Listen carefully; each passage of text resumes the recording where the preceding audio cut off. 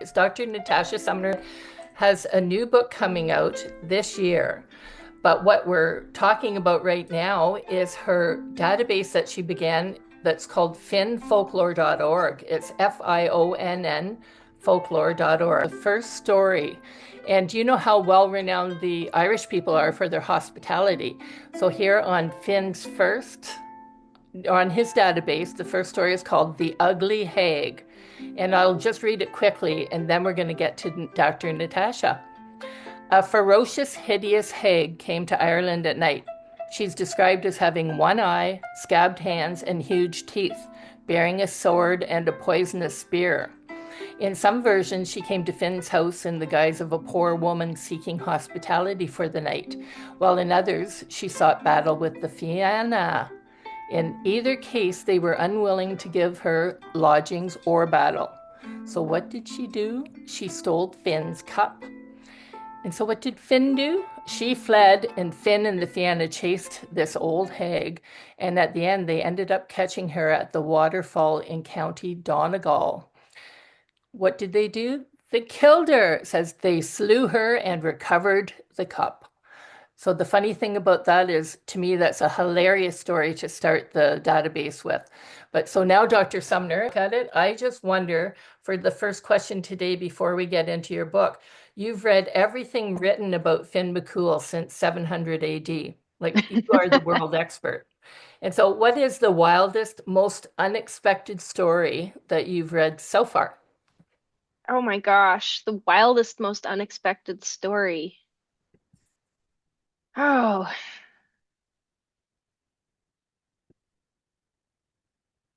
there are all sorts of really wild ones. I think possibly the wildest story, or the story that many people might think is the wildest, is the story about Finn's two hounds, his two hunting dogs.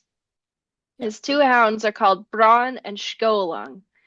And they are, spoiler alert, actually his biological cousins. Oh, yeah, I'd never heard that. That's Yes, how awesome. does this happen? So Finn's mother's sister um, was engaged to marry a man, and this man had a fairy lover. Fairies don't particularly like being spurned, so what does his fairy lover do? But she turns Finn's aunt into a hound. Oh. Yes. Well, it turns out that Finn's aunt is pregnant at the time with two boys. Um, Finn's aunt as a hound is treated very, very well. She's taken care of. Uh, uh, she's taken care of by a man who is a ornery, crotchety fellow, but has a soft spot for this hound and treats her quite well, it turns out. And of course, she gives birth to the two children, but she is in the shape of a dog, and they are in the shape of dogs. Um, it is eventually found out, what happened, and oh my gosh, this dog is in fact Finn's aunt, and we can't have that. So Finn goes about ensuring that the spurned fairy lover turns her back into a human, but Finn actually prefers the two dogs the way they are. He says these are the best hunting hounds. They're going to be wonderful. I think I'm just going to leave my cousins in the shape of dogs. I've never heard that. That's amazing. And so, yes, Finn has, but I mean, it explains this very close affinity that Finn has with his hounds because, in fact, they are his cousins. Yeah. Um, he does seem to be able to communicate with them in a way that one cannot normally communicate with one's dogs. So that might be one of the wackiest stories. Well, that is interesting. A lot Yeah, of people say that they feel that their dogs are human. So, like I've heard that many times from dog owners. yeah. Did the dog's mother have any run-in We with won't get fairy into women? that. It's hilarious. Well, I know that we're here today to speak about your new book, so that's so exciting. And I've looked at your website, etc. But do you want to give us an overview of like maybe what your dissertation was originally when you went to Harvard, or how you started into writing books, and like you can talk about your collaborations or what other books you've written to bring you to this amazing book that's coming out. Oh, sure, yeah. Yeah, this book does, in a roundabout way, come out of my dissertation work, which was quite some time ago now. In the dissertation, I was thinking about Finn folklore, of course, and I compiled the data set that eventually became the Finn folklore database at that time. But I was also trying to think about how did this enormous corpus of folklore come to be? What were the roots of the tradition? Um, how did it change over time? And that started me down the road, looking at all of the Fenian material that has been produced since the seventh century, when things started getting written down in Ireland and we start having literary records. Um, Obviously, these stories, in some form or other, probably circulated before that, but we can't access them. We can only access what has come down to us in manuscripts, and then in the modern period from storytelling. So I wanted to dig in and to see how these characters changed over time. And I found that they have some enduring qualities, and they've changed some of them have changed quite a bit. Obviously, this is a corpus that has circulated for over a millennium. Wow. You're going to get a lot of change over the course Exactly. of a millennium. What I discovered is that the stories about these characters, perhaps unsurprisingly, mirror the reality of the day in which they're being preserved, they're being written down, they're being composed, they're being told. Um, and as society changes, the Fenian cycle changes as well to reflect that society, to continue to be relevant to people. People are hanging on to these characters because they're eminently adaptable.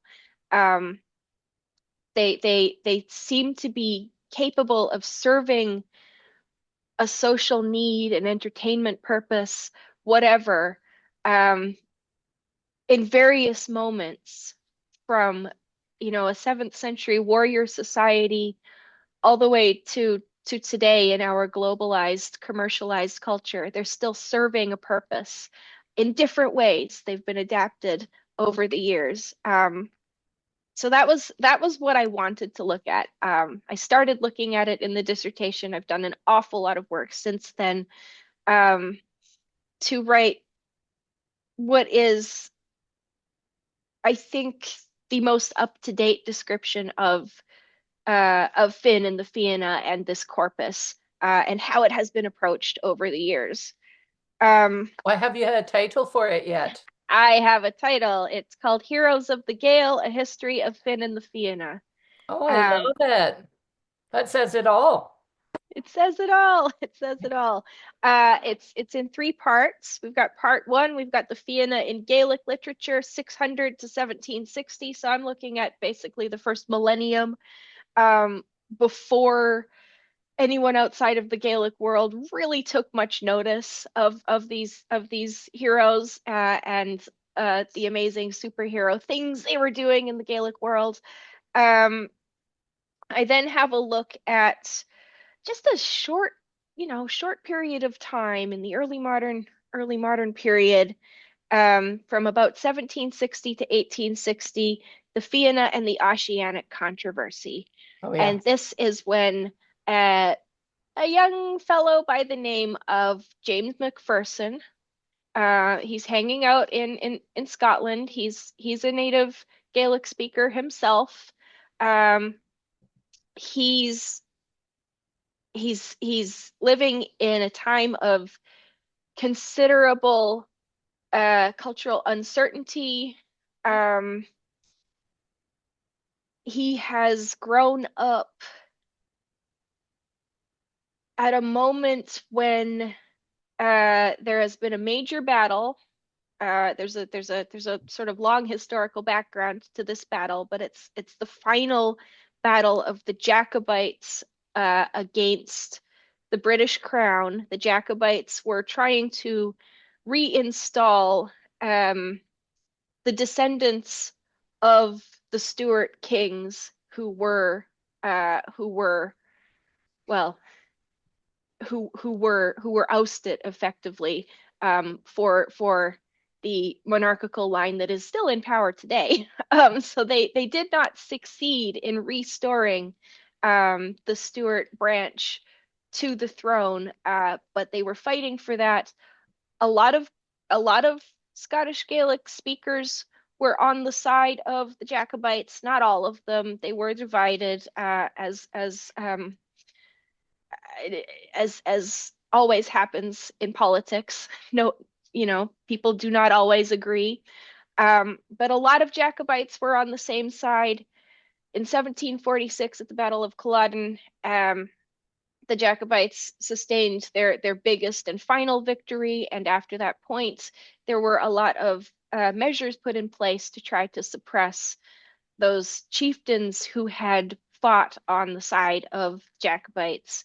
We've got barracks all over the Highlands trying to keep rowdy Highlanders in control. We've got the rules forbidding the wearing of the plaid, forbidding playing bagpipes, forbidding carrying weapons, um, all of this sort of thing. And of course, all of the chieftains who had fought on the side of the Jacobites were being punished. So this is the moment when James Macpherson is growing up, and he lived within eyesight of one of the barracks that were built to keep um, him and his people in order. You know, uh, it was a moment when there was, I think, a lot of fear that the culture was going to be, if not eradicated, certainly it was under serious pressure. Yes. It was also a moment of extreme animosity towards Highlanders and towards even Scottish people as a whole. And James Macpherson is sort of taking all of this in. And what does he do? With a lot of encouragement, he goes out and starts collecting Fenian ballads, Fenian lays, these songs that are circulating in the Highlands about Finn and the Fianna and all of their battles, very often about their battles against people coming from outside and attacking, and them fighting off the attackers and winning the day. He takes these and he assembles them together. He adds an awful lot of his own stuff as well, and he creates what many people at the time see as a foundational epic for Scottish Gaels called Ossian. Ossian, obviously, you could probably um, work out for yourself, comes from Finn's son Ossian, or in Scottish Gaelic, Ossian. So Ossian is effectively James Macpherson's spelling, Ossian, of that name. Um, so he creates this epic. It is really wildly popular, like hugely popular. People across the globe are reading Ossian. Napoleon carried a copy of it into battle. The King of Sweden ended up naming his son Oscar after Finn's grandson Oscar in Macpherson's Ossian, because Napoleon suggested, hey, that would be a good name. And then we subsequently have a whole line of King Oscars in Sweden because of James Macpherson's adapting the text um, in in in in his epic Ossian. Of course, um, this is all well and good. It's getting Fenian material in a slightly altered guise out. The wider world is discovering who Finn and the Fianna are, sort of, because what Well, I'd happens. just like to interrupt Yep. there and say, like, for what you just said, it's amazing that one person, so James Macpherson, I've heard his name pronounced too, Mm-hmm. Macpherson, that he changed the shape. It was his interpretation of the Irish ballads that he had heard growing up. But what he was doing was inspiring people because what Finn represented was a hero. And so that was what to me, the whole Finn saga and is about the hero's journey. And so here you're putting together all of them. Like so you've talked about the book one, and then now book two is all about a lot about James Macpherson too. So that's bringing in the Scottish um, Absolutely. stories. Yeah. But yeah, Yeah, he inspired so many people. Many people came to tour the Highlands in order to see this oceanic landscape and this heroic landscape where Finn in his oceanic guise as Fingal and Ossian in his oceanic guise as Ossian were defending Scotland and having their heroic exploits and hunting and feasting and everything else. Um, of course, it came to light that not everything he was written was exactly as he had found it, and this sparked an enormous controversy that arguably still is going on yeah. until this very day. But it was absolutely huge. It had a big moment in the late 18th century. The great English language lexicographer Samuel Johnson was probably the biggest person trying to prove that Macpherson is a fraud. Well, Um, you know what's interesting about that too is that in the 100 years before that, when Queen Elizabeth was mhm. over in Ireland saying, kill the harpers and burn all the harps. Like, they were wiping out the culture in Ireland.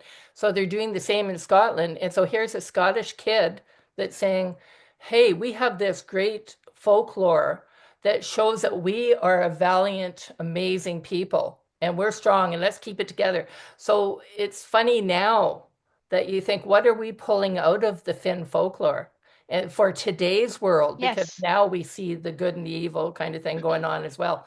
So I just had to say that too, like Yeah, when no, exactly. yeah. Exactly. That's where Macpherson was coming from. That's where his supporters were coming from. No, look at this, look at this glorious, valiant tradition that we have, this tradition this tradition of epic that we can set up next to Homer, right? You in the classical world you have Homer, well in the Gaelic world you have Ossian, Yes. And a lot of people, once it was revealed that Macpherson maybe did a little bit of playing around, a little bit of adapting, a little bit of creative adapt we would call it today creative adaptation. Um, that wasn't a term that was available at the time, nor would it necessarily have been respected, but we would call what he did today creative adaptation. But once it was revealed that, maybe things weren't quite as they seemed, um, a lot of people really backed away from this text as a great Celtic text. There was a moment in the mid 19th century um, when the debate was ongoing again, and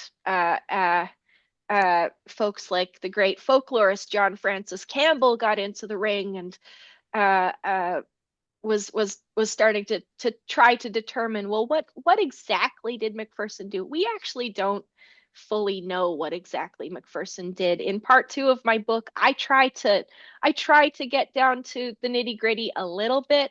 Oh, I'm more interested in the reactions though. Yeah. What did people Awesome. think of these things, and how did it affect the culture? How did it affect the Fenian tradition itself? And it did. Some of the things, some of the Ossianic names, for instance, places, those continue to be visited, continue to be seen as Ossianic.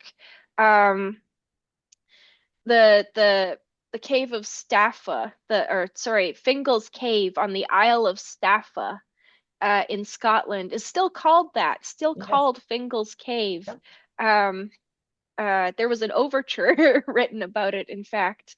Um, so these names, and these ideas of Macpherson still persist, but alongside that, the controversy really sparked a lot of interest in, well, what is genuine, if we can say anything is genuine? What is genuine Fenian tradition, and can we locate it? Can we find it? The Irish were up in arms about Ossian, not for the same reasons that Samuel Johnson was. Samuel Johnson was just very offended that this might not be entirely accurate. Um, but the Irish were up in arms because James Macpherson claimed Finn and the Fianna for Scotland. See, it's all together today. It's happening. Cultural appropriation. Cultural Like, what appropriation, was he doing? exactly. You took our Fianna. You, Yeah, you, you Scottish people. You are all just derivative of Irish culture, and this is not yours. It is ours. funny. So, but what happened? And that is not accurate. Finn and the No, but Fianna that's what are even as today. Scottish as they are Irish. But that's what a lot of people today, like when you talk about Fionn McCool, they just talk about the bar. Oh, it's the bar, like, some Irish guy. Like Mm. here in Canada, anyway, I don't know about the rest of the world, but it seems that the stories have been lost. And so what you've done is you've brought back the stories in the database, and now you're Hmm. writing about it and showing, like even about Macpherson and what he's done. Like Yep.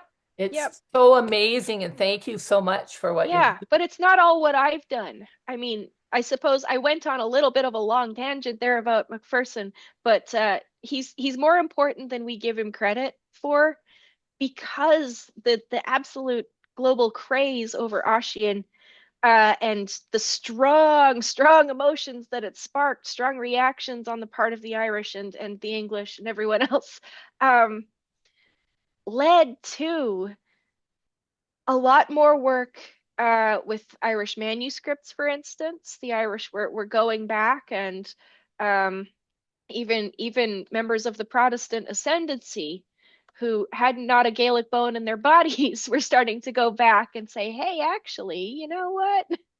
Well, there's This lessons to be Ireland that learned. we're Yeah. now a part of, we have these manuscripts. These are ours, and let's look at this material." So a lot of material came to light, and a lot of the folklore that has been collected in Scotland, um, well, part of it, anyways, came to light on account of folklore collectors trying to locate Macpherson's sources, trying to determine, is this or is this not accurate, and developing an interest in the material and going out and gathering it. People like John Francis Campbell in the 19th century, who were interested in determining, what was it that Macpherson did? Can I find vestiges of it in the oral tradition? And um, so Macpherson really was important for the preservation of an awful lot of Fenian material that might otherwise have been lost. Yeah. So we have a lot to thank him for. We have a ton to thank him Yeah, and for. so I'm so nosy now. So you've got the book one and the book two Yeah, of the well, book. it's all the same book. It's Yeah. just three different parts. And so what's the third part about? The third part, is called The Fianna and the Modern Nation, and this is looking from about 1860 to now, and Woo. thinking about, really about romanticism, cultural nationalism, um, the way that people have turned to Finn and the Fianna and in some ways utilized them for very modern purposes. Um, the way, for instance, those who were instrumental in forming the Irish state, fighting for and winning independence in Ireland and creating the Irish Republic, the way that some of those people, Patrick Pearse, for instance, in his writings and in his the school that he established for Irish boys, um, looked to Finn and the Fianna as models for um, for the morals, the ideals of a new Irish nation. Of course, in order to do this, like we're talking about warriors and a warrior society that's being portrayed in these stories. If you look at, stories from the seventh, eighth, ninth century,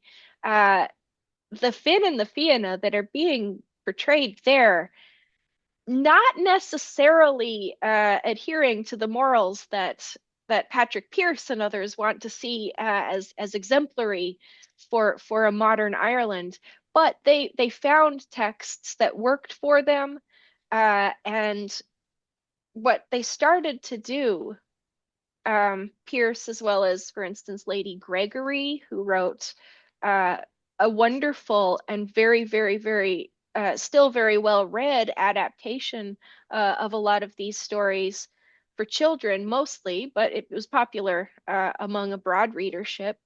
People like this were adapting the stories, in some ways cleaning them up, in some ways highlighting things that were already there in perhaps one strand of the tradition, but not the other, in order to present the Fianna as exemplary for a modern Ireland. In this way, Finn and the Fianna find their way into the school system. They're still taught. I one one year, for fun, for funsies, I went to Dublin and I visited a whole bunch of bookshops that I knew had course books. It was coming up to the beginning of the school year, or maybe it was right around the beginning of the school year. All the parents were going in and getting all of their course books. Ireland does not have a set curriculum. Every school can choose Oh, from the books that are available that have been published. For use in primary schools in Ireland, but every school can choose which book series it wants to use. oh, interesting. Um, and so I just went in and I had a look at all of these book series, and lo and behold, we've still got Finn and the Fianna there, teaching moral lessons to children. Beautiful. Well, was it? I remember there were three words that the Fianna was their creed, and it was the courage or generosity, bravery. What was the third one? Yeah. I'm having a Oh, merry moment. yeah, I'm having a Okay, well, passion I'll moment. cut it out and put it It's in. in my book, absolutely, Oh, because I good. talk That's about awesome. this. Yeah, and those Yeah, are all so it's important. strengthen our hearts. Oh, And that truth is, on our lips and something else. what is it? Truth, courage, and generosity. Yeah. It's a Generosity. variation of that. I will look it up I'll and, cut and it in. send it to you. Patrick Pearse actually used it. He used the Fenian motto um, on the logo for his school. Oh, beautiful. It has also found its way onto the logo for a girls' school in, I'm going to say County Cork, but I might be wrong there. Basically adapting that from Pearse, but Pearse would have gotten it from, well, he either got it from, it turns up in a Fenian lay, and it also turns up in Agal of Nashenorach, which is the longest text in medieval Irish that exists. And it's Fenian. It's all about Finn and the Fianna meeting Saint. Well, it's not Finn. It's Finn's son Ossian, uh, meeting Saint Patrick with the surviving Fianna and telling Saint Patrick stories all about how the Fianna were. It's a very Christian text. It's sort of highlighting how moral these warriors were. It's written kind of around the turn of the 14th century. It's at a time when, or 13th century, it's at a time when church reform is happening. And it's one of the last texts that we have that was definitely produced, secular texts that was definitely produced in a monastery. Wow, In interesting. some ways, it's staking a claim that, oh, actually, this material, it's good and Christian. It's okay to Well, include it. So it's really interesting that Pierce reaches for that and not some of the more shall we say blood and guts heroic texts that were also being interesting. produced. Well, we've talked a bit. I've only asked you one of my questions out of Mm. five, but I want to, before we go on, I want to know where are people going to be able to get your book? Like we'll have you back on once it's published, I guess. But is there going to be Oh, like absolutely. just Yeah, on they should be Amazon or they should be able to order it hopefully from their favorite indie bookstore, but if okay. not, it'll Yeah, right. definitely be on Amazon and it's going to be published by Princeton University Press. So you Perfect. can absolutely just go to And tell Princeton. us the title again. The title is Heroes of the Gael: A History of Finn and the Fianna. Love it. And Dr. Sumner has told us before that she had illustrations put onto the database. And whereabouts on the database can people go and look? Because you've commissioned people, artists, to draw what Yes, I they think of. commissioned a wonderful artist by the name of Genevieve, who is the wife of one of my former research assistants who created a lot of our Irish educational resources. Genevieve is an amazing artist. I'm just going over to the site so that I Okay, can and direct you. meanwhile, while you're looking it up, that's okay, I can cut into it. Hmm. But I do want to ask you one bonus question that I had because the whole purpose is for people to have a sense of belonging about film, or the whole purpose of Supernatural Irish is for people to feel a sense of belonging to the Irish spirit kind of thing right now. So that was what James Macpherson was doing too, etc. But if Finn had a YouTube channel, think bringing him into modern day, so what kind of content do you think that Finn would be showing? Oh So you can, gosh. yeah, Well, you it can, depends which Finn we're talking about. Are we talking about the Finn who's in educational textbooks? Are we talking about the warrior Finn from the Middle Ages, who's not always the nicest guy? He well, might on one hand he might be bragging about beheading someone. actually, that's something about what I'd like to hear about your opinion about the Hague story too. Remember the Hague story that we Mm, started the show off with? yes, So she ended up being beheaded because she stole one of his cups. So, or yes. killed. So the thing about Finn and the Hagues, were there all kinds of Hague stories? Because that seemed to be a common. Yes, that is a common theme. Um, these hags, these cailleachí, they are they are generally seen as supernatural beings. Um, Finn would not just behead a random woman, probably. Uh, However, these warrior women who are described as hags or cailleachs, they're seen as being kind of grotesque, maybe larger than life, maybe maybe rather ugly. Um, these are representations of the the feminine supernatural that is not quite right, not behaving in the way that women ought to. And it's okay to kill them within this um within this narrative strand. Um, these hags are much like other supernatural attackers that are not perceived as necessarily human and are seen as the bad guys that we defeat. Yeah. Okay. Yeah, it's interesting because in the other world, like we have the hags, but we also have the beautiful Fey women too. So that's Hmm. interesting. But Yes. Yeah, we I'm don't kill really, them generally. and we're so grateful that you've come on and explained about your new book, Dr. Sumner. But so thanks for being here, Dr. Sumner. Thanks so much. And I feel like we barely scratched the surface here. I would recommend that anybody who's interested in Finn and the Fianna go check out the Finn Folklore database, finnfolklore.org, FIONN folklore.org. If you want to see images of some of these heroes, if you head over to the resources section of the website, uh, and the characters section within that. You can click through, you can read about all of these characters, you can read about Finn's hounds, Bran and Scolan and Finn and his son Ossian and his grandson Oscar. And we have wonderful watercolors of some of the more important characters up there. Beautiful. Thank you so much, Dr. Sumner. And we're going to see you again with another Finn story, okay? All right. Thanks very much, Mary.